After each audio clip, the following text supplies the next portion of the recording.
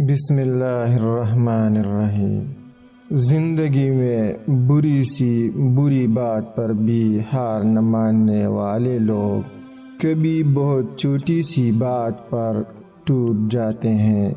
शुक्रिया उन लोगों का जिन्होंने मुझे छोड़ दिया।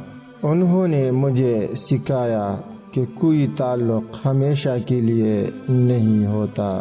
परेशानी में मजाक न करो और खुशी में ताना न दो, इससे रिश्तों में मोहब्बत ख़त्म हो जाती है।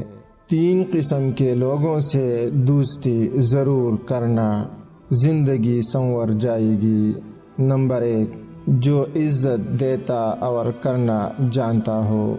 नंबर 2, जो हलाल रिज़्क़ खाता हो। नंबर 3, जो मुश्किल वक्त में तुम्हारा साथ दे।